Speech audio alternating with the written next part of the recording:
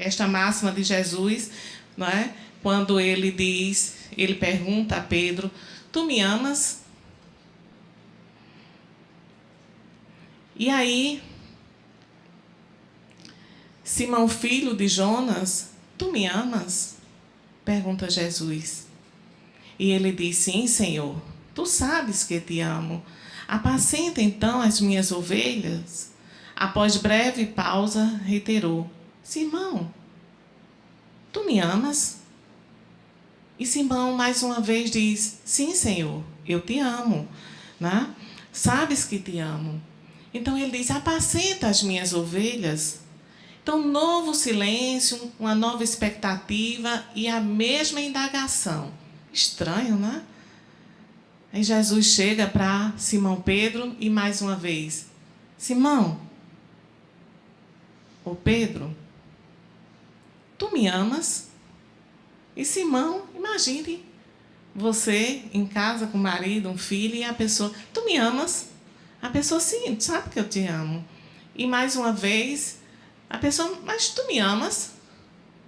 E o outro: sim, eu te amo. E pela terceira vez, aí o apóstolo já ficou entristecido com aquela situação. Mas, Senhor, tu que sabes tudo, não é? Que insistência é essa de me perguntar se eu te amo? Tu sabes que eu te amo. E então Jesus diz: então, apacenta as minhas ovelhas. Então, esse sentimento de dúvida, como é que pode esse sentimento de dúvida quanto à fidelidade de Simão Pedro, né, que Jesus deixa transparecer naquele momento? Será que é justamente uma dúvida? O próprio Simão Pedro falou para Jesus: tu que sabes tudo, sabes que eu te amo. Então, Jesus, não é, de fato, ele sabia que Pedro o amava. Porém, ele queria ouvir do próprio Pedro. Porque muitas vezes, meus queridos irmãos e irmãs, nós precisamos nos ouvir. Não simplesmente ouvir o outro, mas, acima de tudo, nos ouvir. Para quem é profissional da área de psicologia, a gente sabe da importância da própria fala daquele indivíduo que procura aquele recurso psicoterápico. É na própria fala que ele vai se encontrar. E aí, Jesus, liberto do corpo, foi quando ele chegou a Pedro para fazer essas indagações. Então, não foi, digamos, encarnado, mas Jesus já estava num outro plano.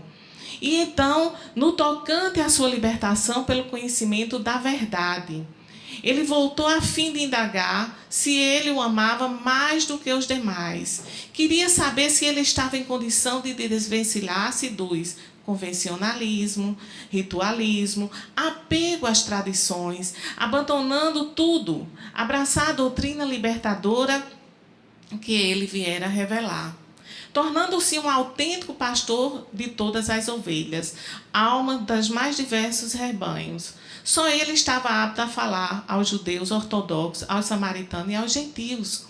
Então Jesus, apesar de ter sofrido, entre aspas, a traição do Pedro, que ele próprio já tinha previsto isso, ele disse: antes, ainda encarnado, antes que o galo cante, tu irás me trair 3 vezes. E Pedro duvidou. Pedro duvidou. Não, Senhor, jamais. Jamais eu faria isso. Porém, quando Jesus estava sendo interrogado lá no Sinédrio, o que é que acontece? Apontam a figura de Pedro. Este faz parte do grupinho lá de Jesus. Ele diz: eu não tenho nada a ver com isso. Fosse nos dias de hoje, a gente ia falar dessa maneira. Eu não tenho nada a ver com isso. E mais uma vez, lá na frente, novamente, o Pedro é apontado. E o que é que acontece? Pedro nega mais uma vez e assim até a terceira vez. Repare que são 3 vezes que Jesus pergunta a Simão Pedro: tu me amas? O mesmo número que ele negou Jesus. Então, era necessário, naquele momento, que ele realmente pudesse se dar conta. Não Jesus, mas o próprio Pedro. Então, para que Jesus tinha uma grande tarefa para o Pedro, ele tinha que perceber se estava isento daqueles ritualismos, convencionalismos existentes na época. Mas aí, o que diriam as nossas lógicas de amor? Se ele amasse, jamais teria feito o que fez. Ama, mas não tem raízes em si mesmo. É egoísta demais para amar. É cedo demais para perdoar você. Então, quer dizer, dentro da nossa lógica, certamente, nós já, por diversas vezes, já pensamos assim, diante da traição de alguém, diante de uma decepção, de uma frustração causada por uma outra pessoa. E nós, não, se ele me amasse, jamais teria feito tal coisa. Mas é importante que a gente entenda que nós amamos com aquilo que nós temos naquela condição, naquele momento de amar. Não é que o outro não lhe ama. Muitas vezes o outro não consegue fugir das suas próprias, dos seus instintos, dos seus desejos, das suas vontades.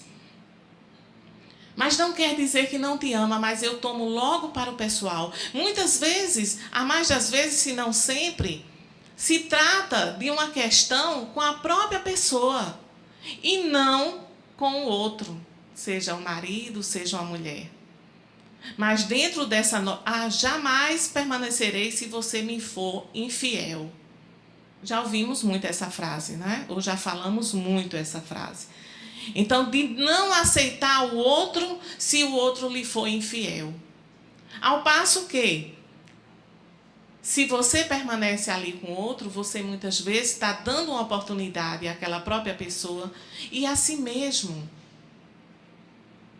É nessa hora que a gente vai perceber o quê? O verdadeiro amor. Porque o verdadeiro amor, você me amar quando eu sou boazinha e faço o que vocês querem, é bacana, não é? Não é tranquilo? Agora, amar verdadeiramente, a gente vai sentir quando o outro perdoa. Seja quantas vezes for necessário. Porque Jesus já nos falou, não é? Quantas vezes nós devemos perdoar? Até 70 vezes 7. Infinitas vezes nós devemos perdoar. Então, é nesse momento do perdão que você realmente vai se sentir amado. Quantas vezes aquela pessoa me perdoou verdadeiramente pelos meus erros, as minhas falhas, as minhas dificuldades morais? Então, é importante que eu vá realmente pensando nisso. Então, e com Jesus, e com isso Jesus admite o quê? Né? O amor erra, nega, se engana, enfraquece. Ele pode ser egoísta, é capaz do impensável, é passível de repetir o mesmo erro, não apenas 3 vezes, mas 70 vezes 7 vezes. Então, apesar de eu amar, mas esse amor, ele erra, ele nega, ele se engana. Porque, como já falei, é a nossa condição deste momento. Então, não esperemos tanto das pessoas apenas acertos. Nós mesmos não acertamos muitas vezes. Erramos mais do que acertamos. Então, é importante eu entender, e mesmo assim eu não sou a pior pessoa. Eu não sou a pior pessoa do mundo. Não é que eu não mereça perdão. Aí a gente vai trazendo a dávida divina das reencarnações, que a gente sente o amor de Deus por nós, que apesar de falharmos tantas vezes, mas tantas vezes nós temos oportunidade para acertarmos. E então, o que estava buscando Jesus? Ele não buscava a perfeição, porque ele sabia que Pedro não era perfeito. Ele sabe que Pedro ama, mas é apenas o amor que puder ser aperfeiçoado no próprio amor, no caminho. Que caminho é esse? É o caminho das reencarnações. É o caminho que nós temos a seguir para irmos nos aprimorando a cada dia. Então, com o amor que é dele, o amor que ele tinha para oferecer naquele momento. Então, Pedro teve o quê? Pedro teve medo. As emoções de Pedro naquele momento falaram mais alto. E se ele dissesse também que era da turma de Jesus, que era um dos que seguia Jesus, ele também iria ter uma dificuldade maior de estar com Jesus, se fosse o caso. Mas era amor. E isto ele não podia negar. Pedro admitiu sua negação, só não podia admitir que não amava Jesus, porque ele amava verdadeiramente. E mesmo nos casos de infidelidade, muitas vezes, a pessoa ama verdadeiramente. Não foi por sua causa, certamente, que você foi traído, mas foi por causa da pessoa do traidor. E então, negando Jesus, Pedro negou por 3 vezes. Quantas vezes nós negamos Jesus? Já paramos para pensar? Não? Eu sou espírita. Não é? Então, tem todos uns ensinamentos que é do cristianismo redivivo. Mas nem sempre eu sou cristã, Eva. Infelizmente, ainda não. Porque para ser verdadeiramente cristã, eu preciso realmente aceitar o Cristo como? Fazendo o que ele nos ensina, o que ele já deixou todo o seu legado. Então, muitas vezes eu nego. Eu nego quando eu passo na rua, vejo alguém conhecido, eu viro o rosto, não quero falar. É uma forma simples, pueril, de negar Jesus. Eu nego quando, às vezes, a pessoa está precisando de uma ajuda e eu saio pela tangente e não ajudo. É uma forma de negar Jesus. Então, e várias outras situações que nós temos para afirmar o nosso amor por Jesus e nós negamos. Nós não conseguimos ainda confirmar esse amor. Então, muitas vezes, eu não sou cristã, né? Mas sou espírita. Como é que pode isso? Não é? Podendo. Mas eu sigo ainda da forma hoje que eu tenho para seguir. Tentando a cada dia me melhorar, tentando a cada dia me aprimorar. Tentando a cada dia ser um pouco melhor. Um pouco menos falha. Então, a cura. Jesus sabe que a cura para a traição e a fraqueza só acontece no caminho. Se o segue e no chão da vida, onde o amor terá a chance de ser amor e não negação, através da reencarnação. O egoísmo não prevalecerá. Então, daí, nós já vamos estar num estágio diferenciado, onde esse egoísmo já não é aquela grande chaga em mim. Mas aí eu vou realmente buscando me medicar. Eu vou tentando me curar dessa chaga que é o egoísmo. Então ela vai diminuindo a cada tempo, a cada encarnação. Nesta própria encarnação, se nós fizermos um passeio lá no nosso passado, de 10, 20, 30, 40, 50 anos, 60, por aí. Se a gente fizer um passeio, né, essa viagem interior, então eu vou perceber que a Lúcia de 20, de 30, de 40 anos atrás, era uma Lúcia diferenciada da Lúcia de hoje. Eu acho. Tem familiares meus por aqui hoje. que pode confirmar ou não, mas deixa para casa, agora não. Deixa para casa, né? Se esse melhoramento, se essa mudança se deu para melhor ou não, né? Então, e cada um vai buscar em sua consciência se realmente a tua mudança foi para melhor, né? E eu acredito que tenha sido, com certeza. O que Jesus deseja saber com tais indagações? Ele não reclama um compromisso formal, ele pretende saber apenas se Pedro ama, deixando perceber que com o amor as demais dificuldades se resolvem. Um amor que a gente vai construindo, um amor que é um sentimento maior. Nós temos vários sentimentos, né, no Evangelho, no capítulo 5, Bem-aventurados aflitos, quando fala sobre a lei do amor, ele vai falar a respeito dos instintos, das sensações, a gente vai ver um pouco mais na frente. E aí a gente vai entendendo um pouco mais. Se o discípulo possui suficientemente provisão dessa essência divina, a tarefa mais dura confere-se em apostolado de bênçãos promissoras. Então, o que nos parece um verdadeiro tormento, mas quando a gente é tomado por estes ensinamentos ou por esses sentimentos, nós vamos tendo uma nova consciência, então tudo parece menor. Não tem uma dimensão que muitas vezes nós damos. Então, o que Jesus queria dizer com a seguinte afirmativa? Apacenta minhas ovelhas? Que ele perguntava, né? Tu me amas? Então apacenta minhas ovelhas. Apacenta as ovelhas seria transmitir suas lições pelo exemplo amoroso. O exemplo arrasta.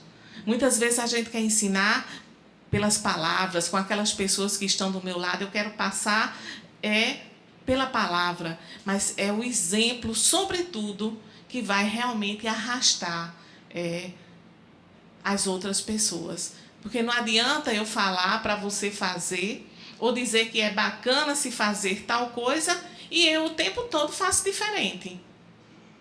Percebe? Então, é importante que eu vá fazendo essa avaliação. Então, quem são as ovelhas?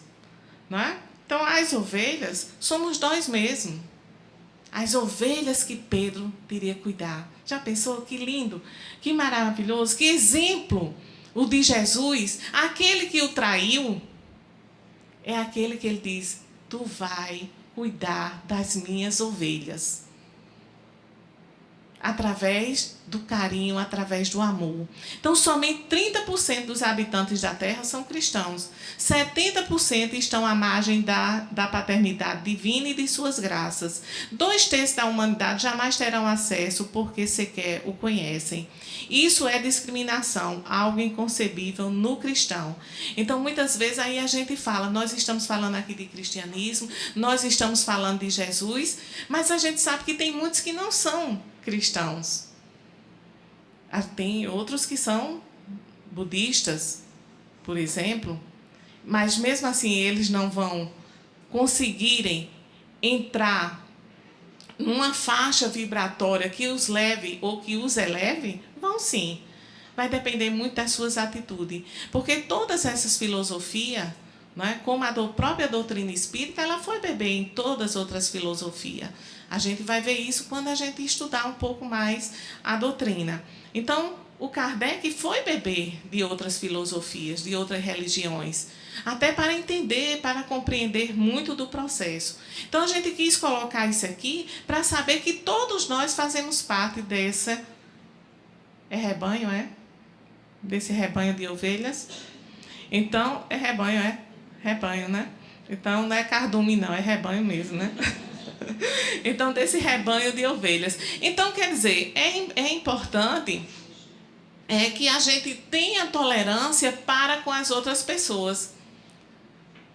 Para com as outras pessoas que não fazem parte da minha crença, que não são iguais a mim, que não têm a mesma orientação sexual que a minha. Isso é respeito, isso é amor. Isso é cuidar do outro, porque nós também temos essa responsabilidade. Nós assumimos um tanto quanto o papel de Pedro. Quando nós temos o conhecimento, e muito nos será cobrado. Uma vez que nós recebemos, é indicado que a gente passe, e a gente vai passar através do respeito, com responsabilidade. Então, a ciência da felicidade. Respondam rápido, para vocês mesmos, aí na mente de vocês. Vocês seriam mais felizes se ganhassem mais dinheiro?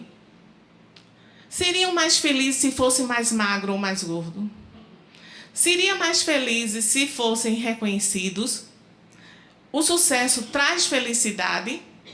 Conseguiram responder? Rapidinho? Só bastava um sim ou não, né? Então, se respondeu que sim, a algumas dessas perguntas você se enganou. Certo? Pesquisas recentes mostram que ser feliz não tem nada com ser admirado, ganhar na loteria, ser promovido naquele seu emprego.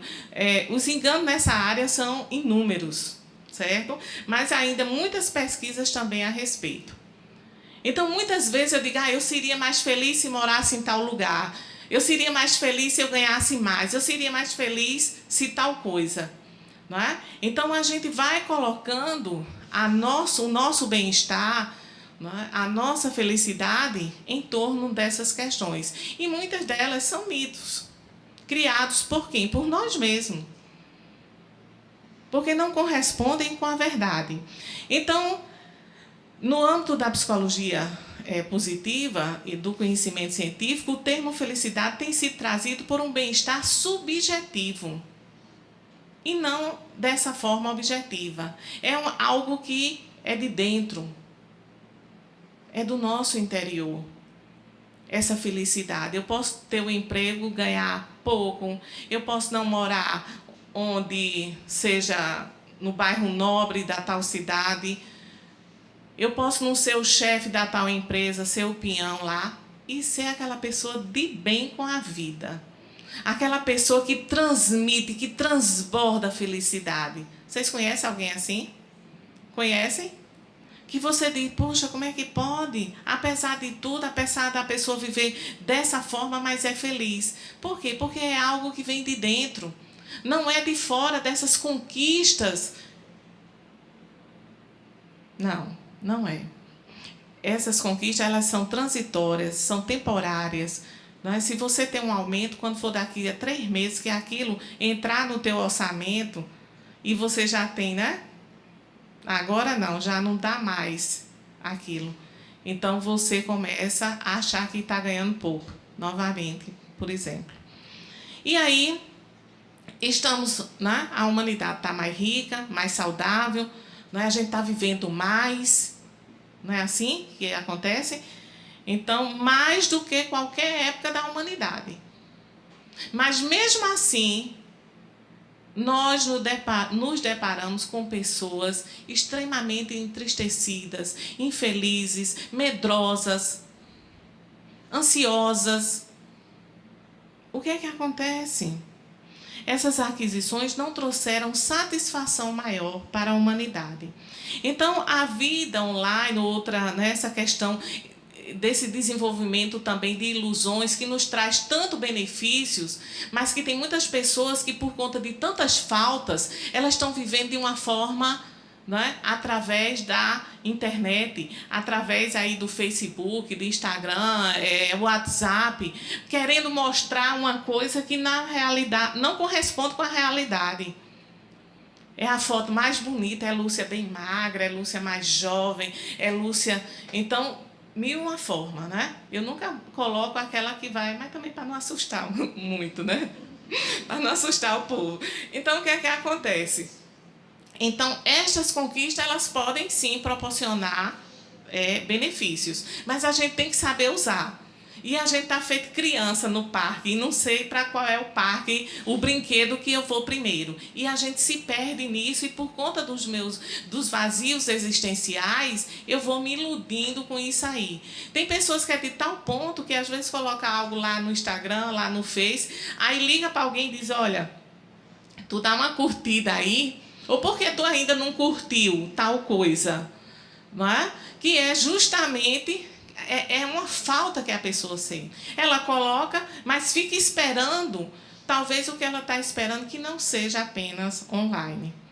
E aí, segundo a Organização Mundial de Saúde, a depressão se tornou um dos maiores problemas de saúde pública.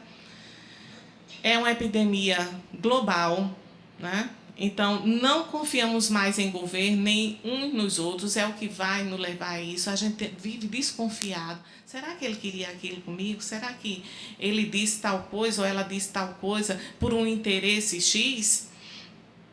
Motoristas se matam em brigas de trânsito, a gente viu isso aqui em João Pessoa agora recentemente.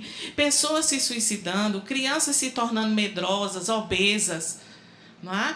Então, os pais cada vez mais ausentes porque tem que trabalhar, porque tem que prover para dentro de casa. Não é? Tem que prover. Mas, muitas vezes, eu me recordo, quando eu trabalhava numa escola daqui da capital, eu era psicóloga escolar também, e aí, uma vez chegou um jovem adolescente, que aí disse assim a mim: Lúcia, olha, eu tenho de tudo em casa, tenho de tudo. No meu quarto tem, quando o computador, né, notebook, essas coisas já não era nem tão comum, mas ele já tinha. Né? E aí a gente conversando, dizia: e o que te falta? Aí ele dizia: os meus pais, a presença, o afeto.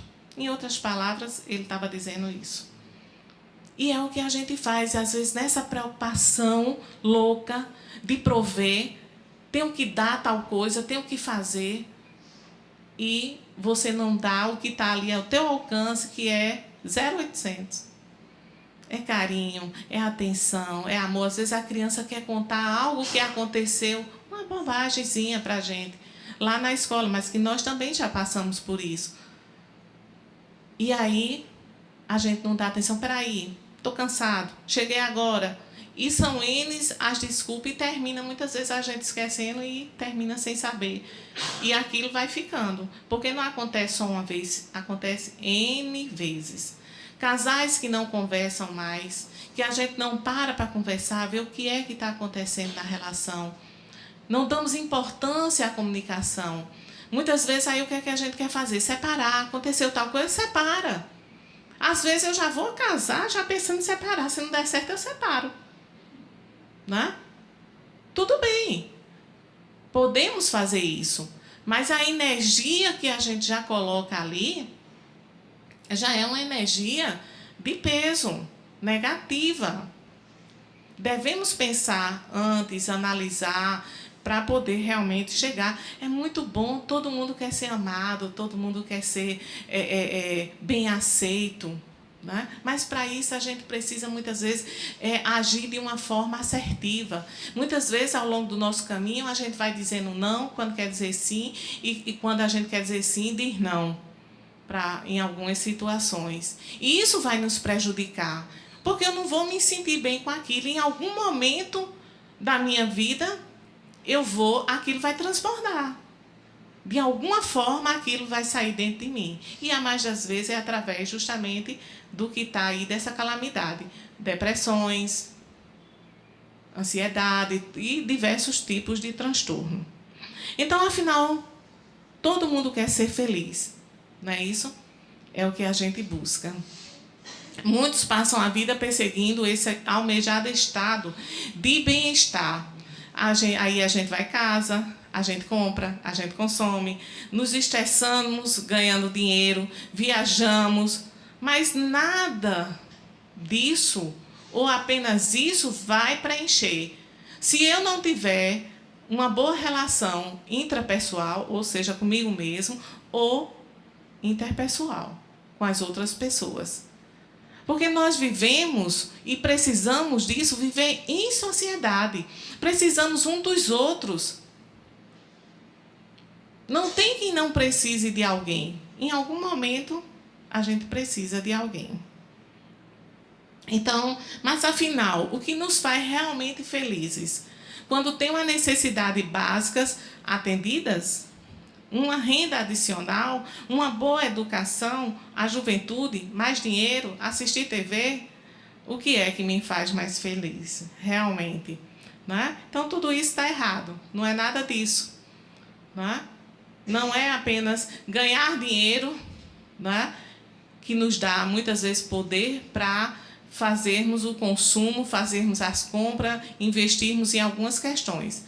Nos dá um certo conforto, mas felicidade, quantas e quantas pessoas com dinheiro realmente, né? Mas aí terminam depressivas, se suicidam, não estão bem com ninguém, não vivem bem. Então, a Universidade de Harvard, né, através aqui desse cidadão, sociólogo de Harvard, Nicholas, então ele vem pesquisando e estudando essa questão da felicidade. Então, ele constatou que a felicidade não depende apenas das nossas próprias escolhas e ações, mas também das opções e atitudes daqueles que nem sequer conhecemos. Vê só que interessante. Às vezes a gente pensa que é uma escolha só nossa, mas também por atitudes de outras pessoas que a gente não conhece, que desenvolvem vacinas, medicamentos e tantos outros, mostrando essa importância da convivência. A felicidade pode ser entendida como a combinação entre o grau e a frequência de emoções positivas. Então, é uma questão interna. Entende? Essas emoções positivas que nós podemos conquistar, que nós podemos cultivar também. Porque quando nós estressamos nessa loucura, querendo ganhar dinheiro, querendo fazer uma coisa, querendo fazer outra, comprar isso, comprar aquilo, arrumar um namorado, arrumar uma mulher, querer separar. Então, nós vamos nos destruindo muitas vezes, a mais das vezes, né?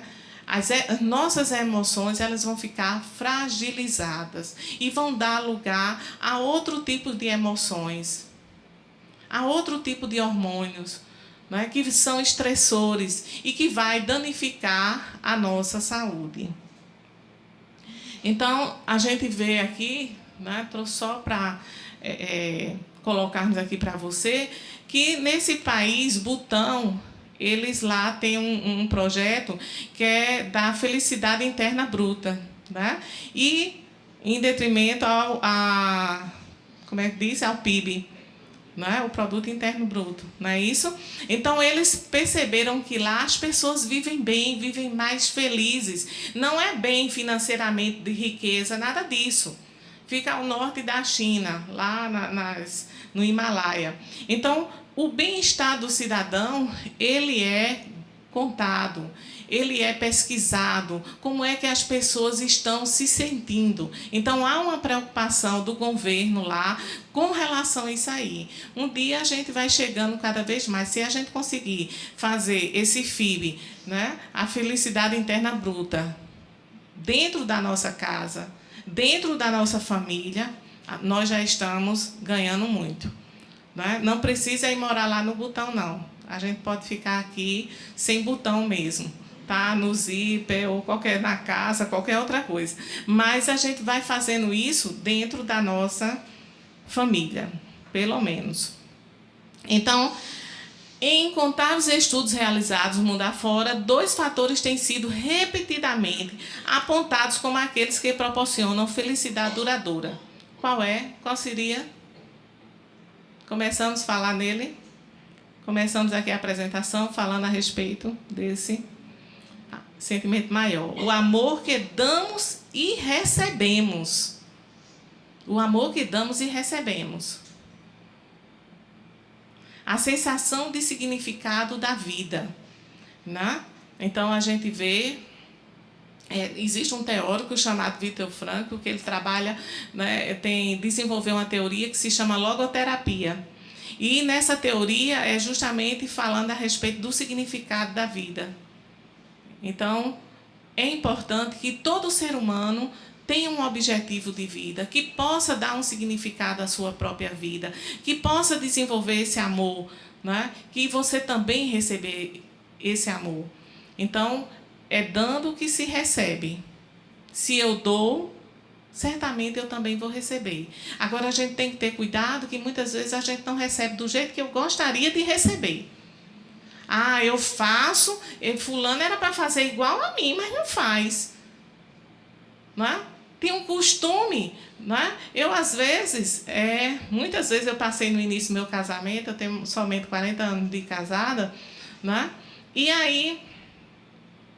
eu tinha uma coisa que eu esperava que meu marido sempre me desse flores, não era, amor? sempre me desse flores, né? Mas aí, o que é que ele fazia comigo?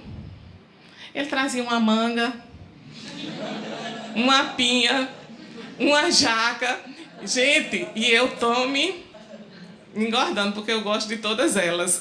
Né? Então, quer dizer, e aquilo me incomodava. Poxa, eu não ganhava um buquê de flores. Né? E o tempo foi passando. Né? Eu fui deixando as flores parar, encarando a jaca mesmo. Né? Então, o que é que acontece? O tempo foi passando, depois, sem eu nem pedir, sem nada, me chega o buquê de flores. Né? Mas essas pinhas, essas jacas e tudo mais que eu recebi como se fosse... Depois eu entendi, na época eu não entendia, como realmente fosse um buquê de flores. E aí é importante a gente ir analisando isso. No Livro dos Espíritos, na questão 920, pode o homem gozar de completa felicidade? Aí ele diz não, pois a vida lhe foi dada como prova e expiação, ou expiação. Dele, porém, depende a suavização de seus males e o ser tão feliz quanto possível na Terra. Né? Então, nós vivemos num mundo de provas e expiações, então a gente vai viver altos e baixos. Né? Então, ora eu estou melhor, ora não, certo?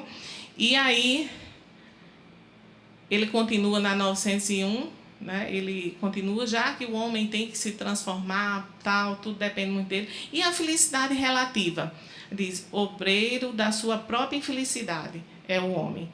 Então, tudo que nós passamos é obra nossa, é uma construção nossa, não é do outro. Muitas vezes a gente quer colocar no outro, mas não é. É uma obra nossa. O que é amor, então, é quando damos sem esperar nada de volta, é quando cuidamos do outro, é não querer que tudo seja do nosso jeito, respeitando as diferenças, como falamos anteriormente. Exemplo de amorosidade, né, de uma pessoa amorosa, não analisar destruindo. Às vezes a gente não consegue ser assertivo. Eu, às vezes, não falo de fatos, eu faço julgamento. Você é desorganizado, meu querido. Né? Você é aquela pessoa mais desorganizada que eu já vi. Então, muitas vezes eu não estou falando do fato, eu já estou fazendo um julgamento com relação à pessoa. E isso não deixa de ser uma forma agressiva. Ajudar o próximo ao invés de criticá-lo, educar sempre, revela-te no trabalho que te compete, é importante isso. Se você não vive bem naquilo que você faz, vamos analisar o que é que realmente... O Rossandro Klinger, ele tem um livro muito bacana, tem até exemplos, falando sobre o perdão, que ele conta exemplo. Quando eu não estou bem numa determinada situação. Então, sejamos trabalhadores fiéis, né? Sermos exigentes para conosco, né? Amparar os corações enfermiços e frágeis. E aí, aquela parte do capítulo 5 do Bem-aventurados aflitos, que fala de instintos, sensações e emoções, e sentimentos, as emoções. Então, que aí ele fala das sensações que está ligada à questão do prazer, desgosto, né, satisfação. Os instintos que estão na sobrevivência. A gente vai evoluindo, mas esses instintos, eles permanecem, tem que permanecer. Agora, existem determinados instintos que eles devem ser, digamos, organizados, podados, para que a gente não utilize com tanta frequência. A gente tem esses sentimentos, ainda já temos sentimento, temos sim, de mágoa, de inveja, de orgulho, vaidade, egoísmo. Então, são os sentimentos que prevalecem. Quando a gente for desenvolvendo esse amor, a gente entra mais na questão da razão, da educação. Então, nós vamos nos transformando, nós vamos nos modificando. E aí, qual o efeito da lei do amor na criatura humana? Extingue as misérias sociais. Né? Desenvolve sentimentos nobres de fraternidade e respeito pelo semelhante.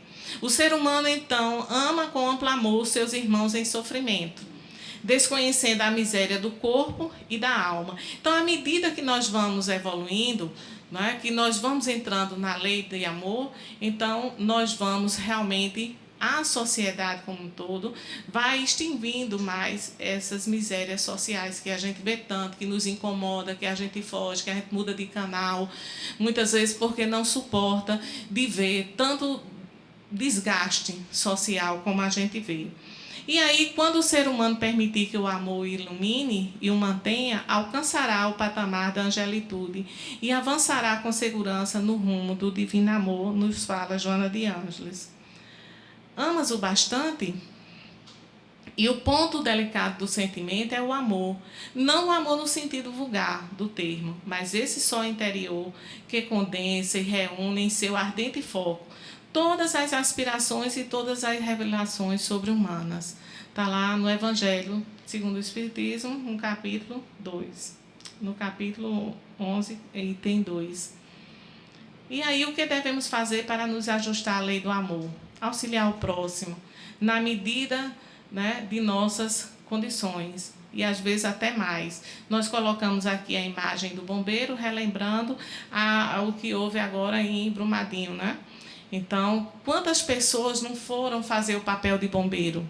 E os próprios bombeiros que se destacam naquele trabalho também. Então, num desastre dessa natureza, a gente vê que o sentimento de solidariedade, ele vai desabrochando dentro de nós. Até pessoas que muitas vezes você nem dava tanto por ela, mas naquele momento algo acontece que aquela pessoa é tomada de um sentimento maior.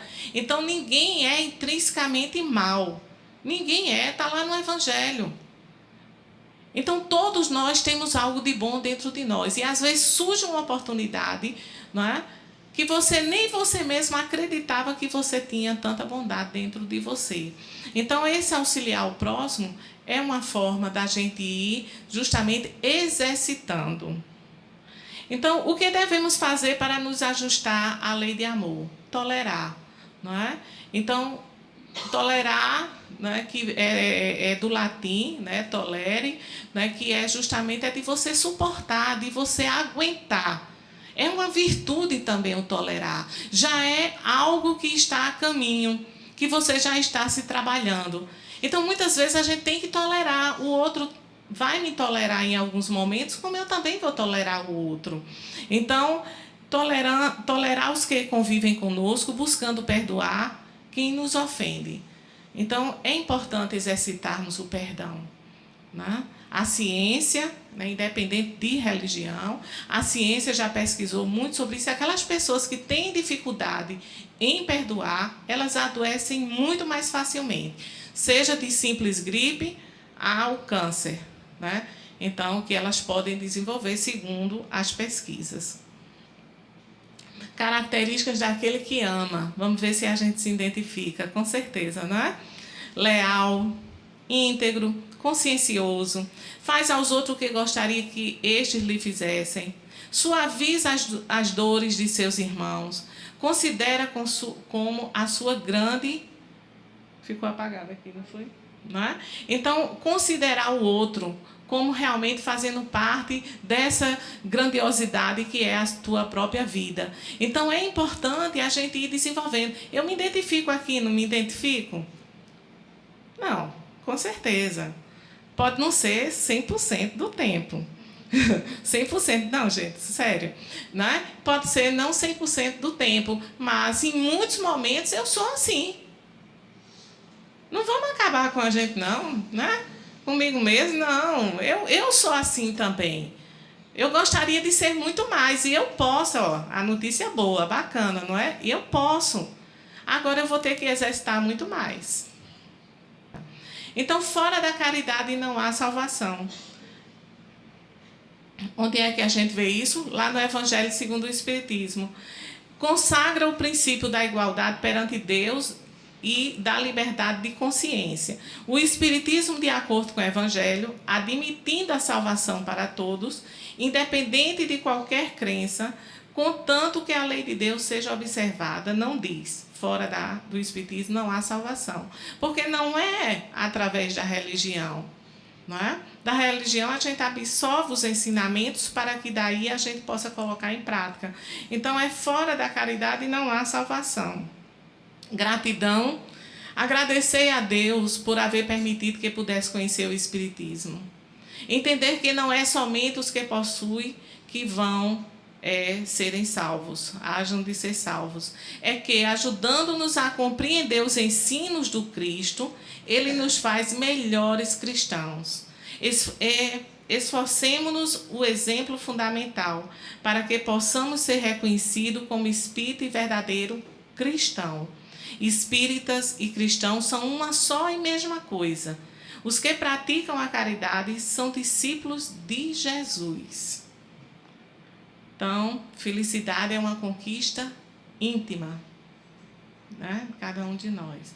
Não há outra maneira de demonstrarmos a excelência dos princípios espíritas, senão incorporando a própria existência. Que sejamos tão cordatos, honestos, respeitosos, diligentes, íntegros, que as pessoas olhem para nós e digam: o espiritismo deve ser algo sublime, para forjar um caráter tão nobre, uma tal pureza de sentimentos. E aí? Tu me amas? Muito obrigada e muita paz para todos.